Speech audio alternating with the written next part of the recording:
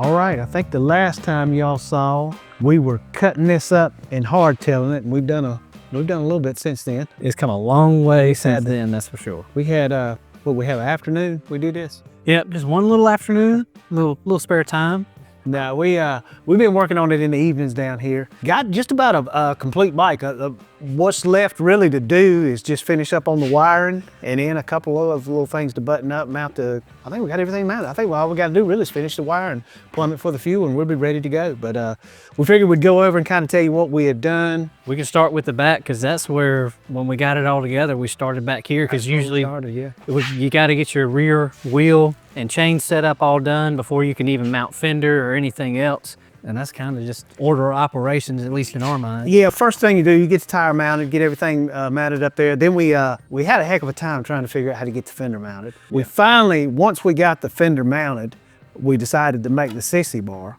And then we just went to Lowe's. We didn't have anything here. We usually try to use what we have here at the shop. We didn't have anything here, so we just went to Lowe's, got this round stock here. How we got lucky enough to bend both of them and get them right, but we matched them up pretty good. Yeah. And then once we got these two pieces matched up, I think we got a pile of U-bolts over here.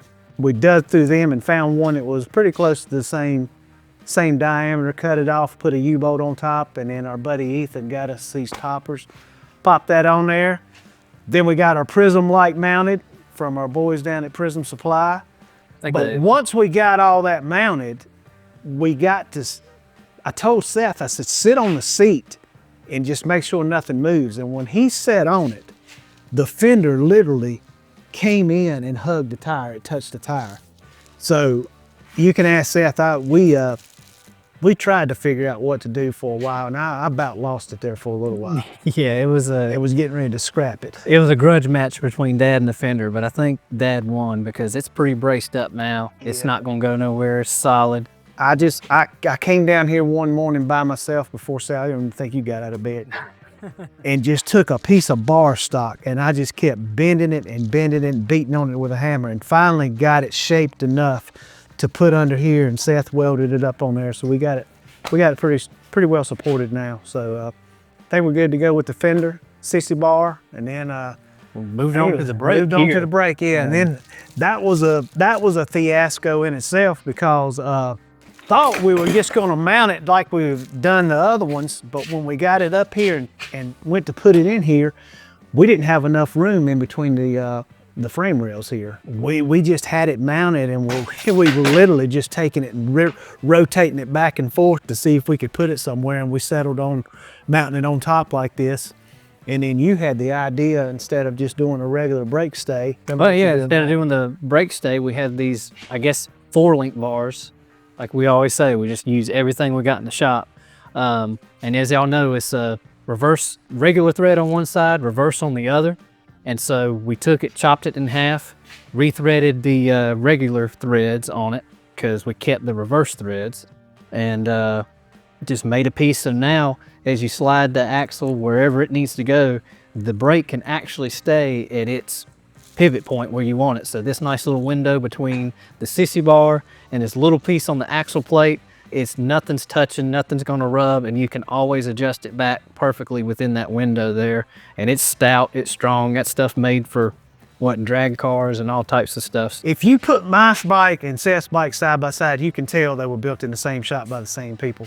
So we took same thing we did on Seth's bike. We took a fire extinguisher, made it into the oil tank, got it mounted exactly the same way we did on Seth's bike.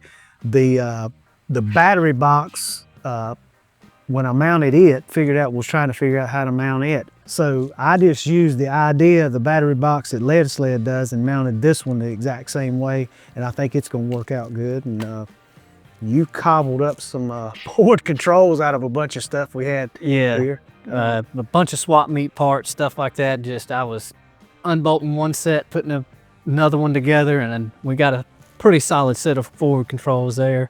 And like we said, just cobbled that together. And then you made this pattern. This is the exact same pattern for the coil as mine. So that's exactly the same. In fact, that's the same brand coil. Yeah, I can't believe I'd made a cardboard cutout for yours a year and a half ago. And I went over there in the drawer. We put our little templates, and it was still in there, so I was able to make the exact same mount for the coil. Then the tank, I was going to run a King Sportster tank on it, and this is one of the tanks that Seth had that he had painted back, I think, a couple years now. Yeah, 3 years ago or so. He stuck it up on there just looking at it, and then after I saw it, I was like, man, that's the tank we got to go with. So, and if you look at the frame, it's kind of got a burgundy-ish color. I played around with some paints and stuff and was able to get some small crackles and stuff like that. What all the vintage chopper guys are kind of after as far as that look is crackle paint. So I got that look thinking it was gonna be a black tank on there, but the white tank with all the pearl and the grays, and then it goes into this crackled up burgundy red black frame. For me, it looks pretty cool. Yeah, and I think you splurged. You bought the Walmart paint. That's right. Yeah, I went high dollar. So it's the good stuff there. Then up front, we got our Prism light. Our buddies down at Prism sent us a headlight just like we put on Seth's bike. We got it mounted last night. Yep. Got the Prism T-bars just like Seth has on his, but I went with the stainless steel instead of the raw like he has on his. Got these old Coke bottle, I think they call them Coke bottle grips, just bought them off eBay, red grips to match the red grips that's on the big twin over there. Eventually it's going to be a black 21 up front. 21, the 19 just didn't build up front, so we're going to go with a 21 up front. I've got a brand new Shinko to go on front with a 21 when we find it, and got our, as usual, our Prism Petcock, Prism Bristol Breather. We like a lot of Prism stuff. Prisms, them boys down there, they're our boys, so we use all their stuff that we can.